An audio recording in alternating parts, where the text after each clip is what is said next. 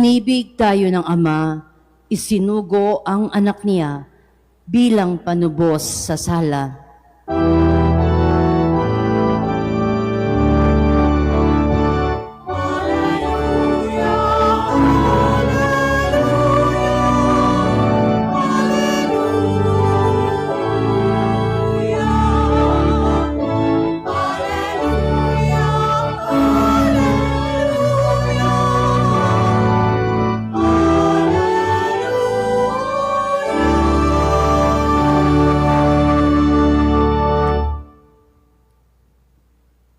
Sumainyo ang Panginoon. At sumainyo rin. Ang mabuting balita ng Panginoon ayon kay San Lucas. Papuri sa iyo, Panginoon.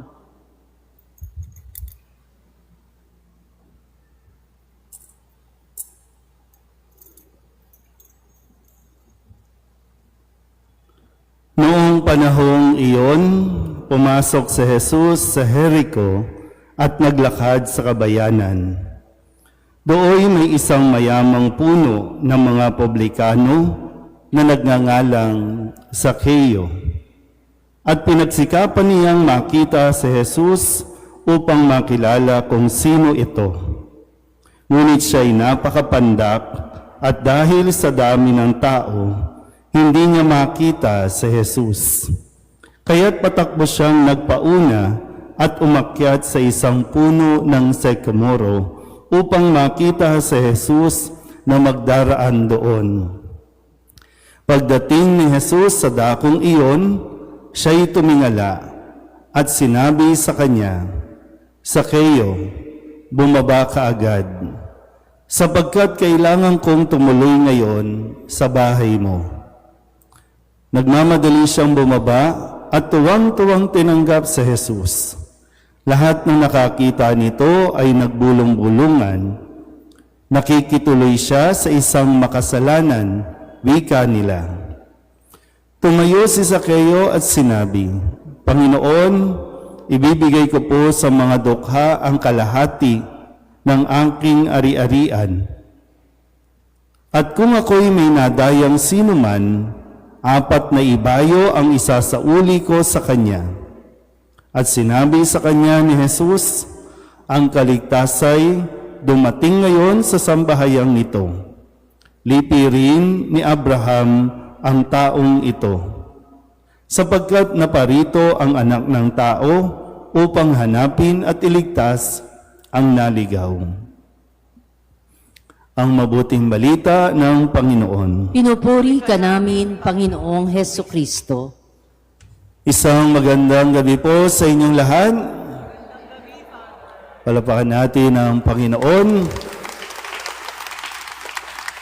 Tayo po ay nasa unang araw ng ating pong pagnonobena para sa karangalan ng mahal na Birhen ng Medalyong Milagrosa. Tama ba? O Our Lady of Miraculous Medal. No? At maganda po na sa pagsisimulang ito, mapaalalahanan tayo, no? Mga nagdidebosyon sa mahal na Birhen dahil talagang hindi po natin maihiwalay ang atin pong pananampalataya. No? Na kung saan ang mahal na Birhen ay tumutulong sa atin para mas makilala natin ang ating sinasampalatayanan. No? Walang iba kundi si Kristo na nagbibigay ng kanyang sarili sa ating pong pagdiriwang ng banal na Eucharistia. Kung kaya, sa unang araw na ito, tingnan po natin kung ano ang mga aral na dapat nating matutunan sa mga ibinigay sa ating mga pagbasa o pinahayag na salita ng Diyos.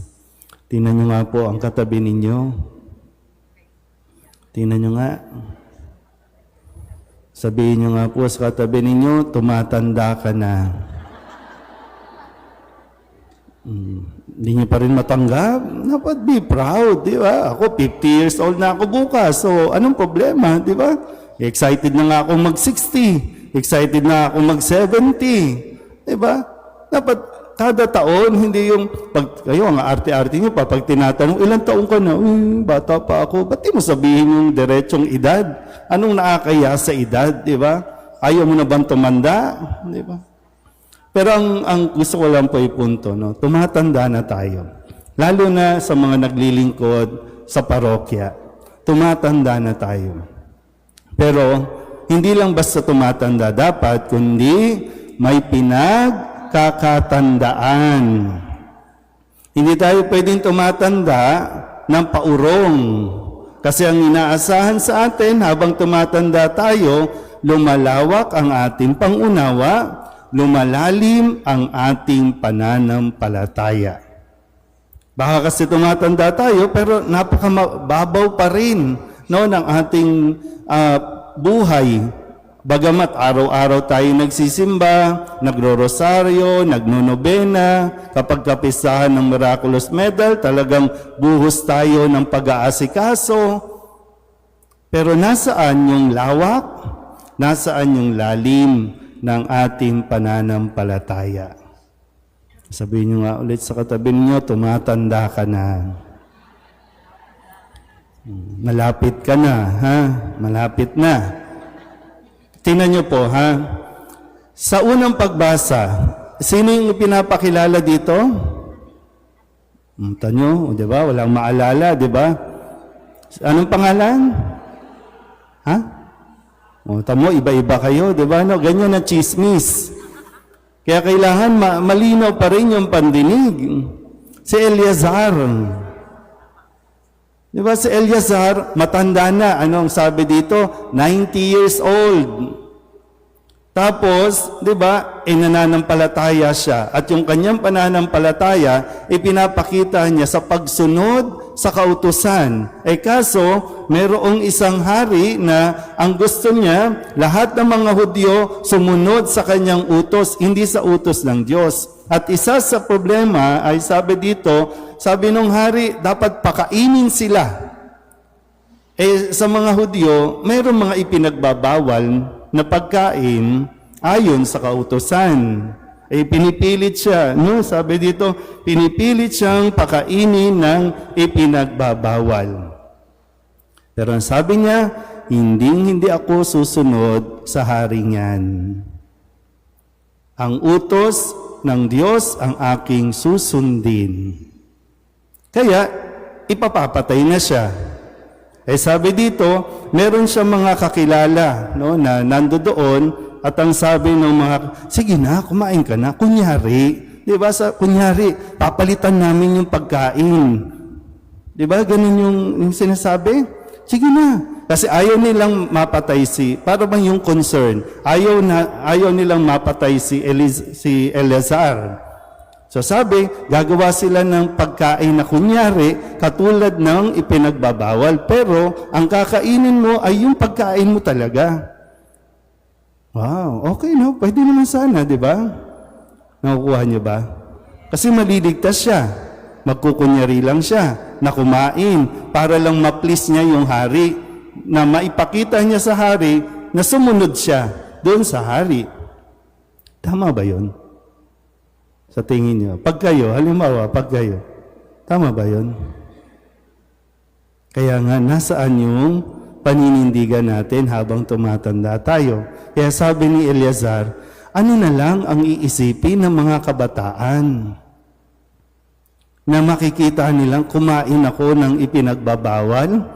Tapos, ano na lang yung, di ba, minsan yung, ano bang tawag natin doon? Yung delikadesa, yung honor na, di ba, para maligtas ang buhay ko, maligtas ako sa paghihirap, magkukunyari ako na sumusunod, na sinunod ko yung hari at nilabag ko yung utos ng Diyos. Ano na lang yung sasabihin at maiiwang halimbawa sa mga kabataan? Pag ganun, no? Pag sa atin talagang, sige na, para lang maligtas. Kaya lagi nating na i-compromise yung ating pananampalataya. Maganda yung mga, sana basahin niyo po ulit ito, no? Pag uwi ninyo, para mapagnilayan ng mabuti. Kasi, kailangan natin ng mga ganitong values, ng ganitong, kumbaga, paninindigan. Kaya nga pag sinasabi natin, nung pumipili tayo ng iboboto, di ba, minsan sige na, tanggapin mo, pero wag mong iboto. Di ba, may ganun tayong prinsipyo? Nasaan nga ang prinsipyo natin? Kung katulad na binibigay na halimbawa dito, ito yung prinsipyo ni Eleazar. Uwian na? Di ba?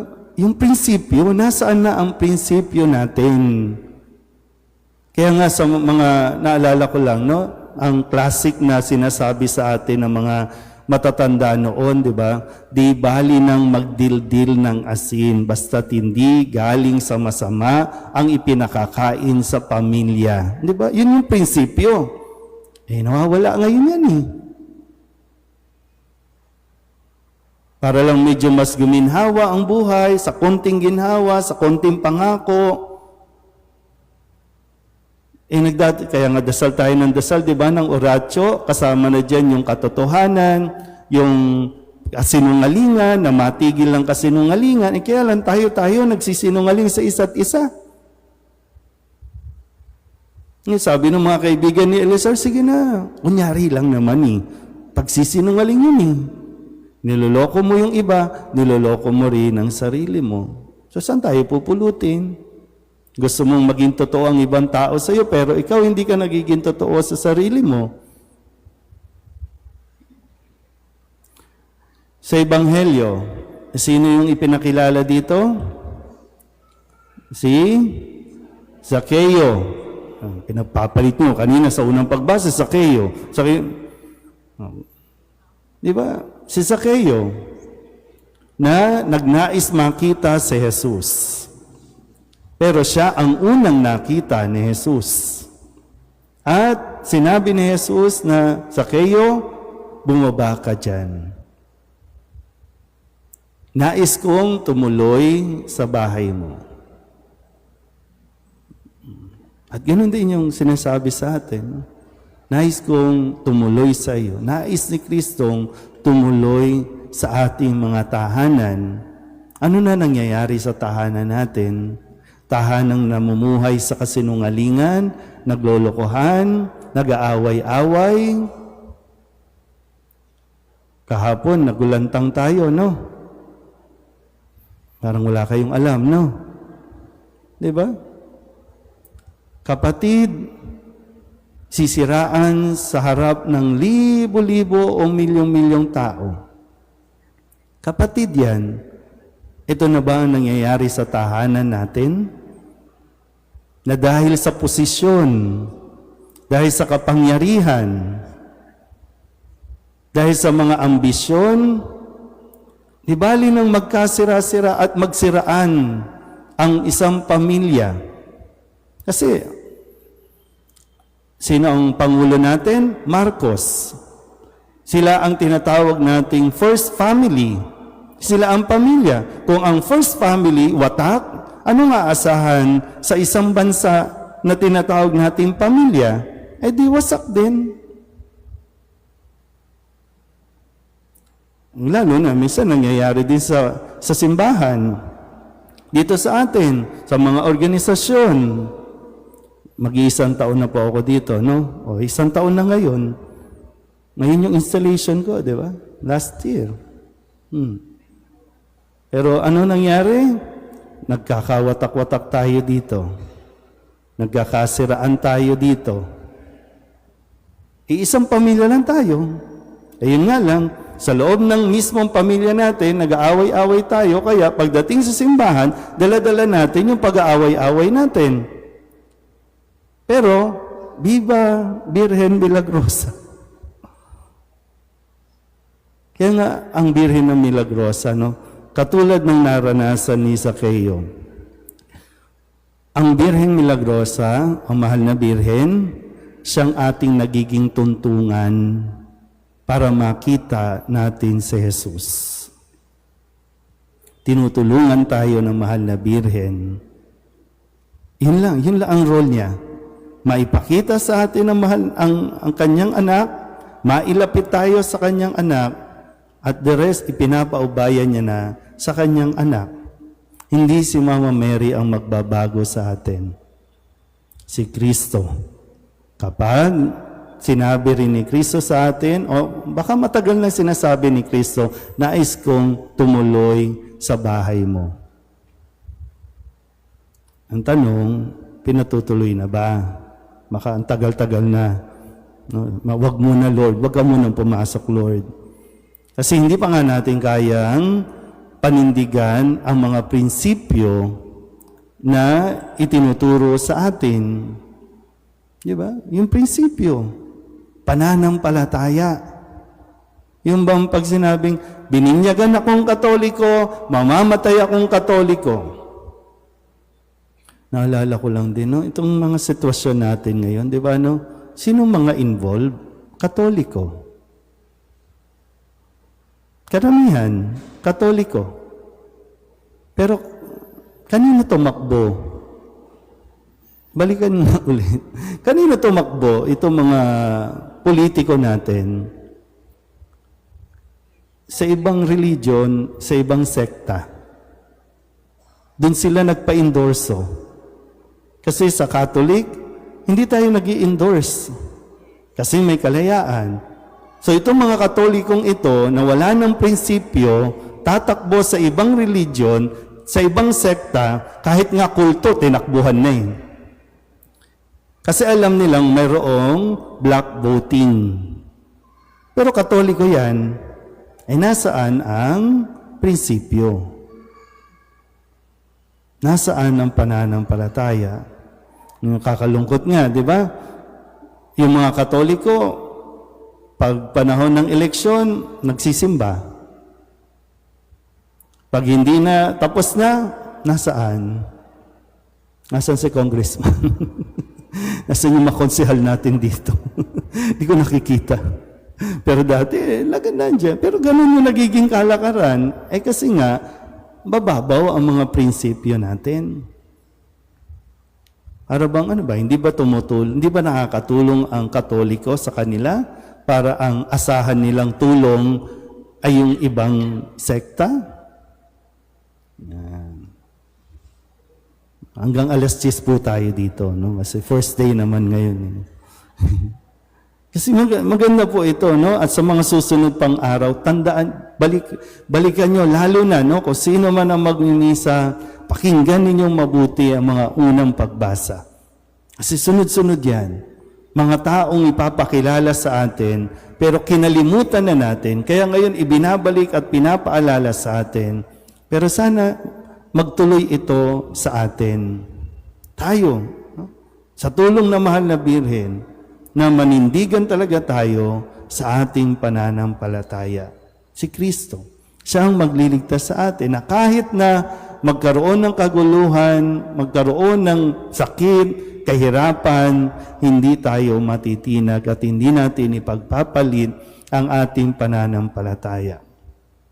Kaya muli, kung paanong pinatuloy ni Zaccheo si Jesus sa kanyang tahanan, ang mahal na Birhen, kung paanong tinanggap niya sa kanyang buhay nang sabihin sa kanya ng anghel, sumasa iyo ang Panginoon, pinagpala ka, pumasok ang Espiritu, nanahan sa kanya ang salita, nagkatawang tao, si Kristo.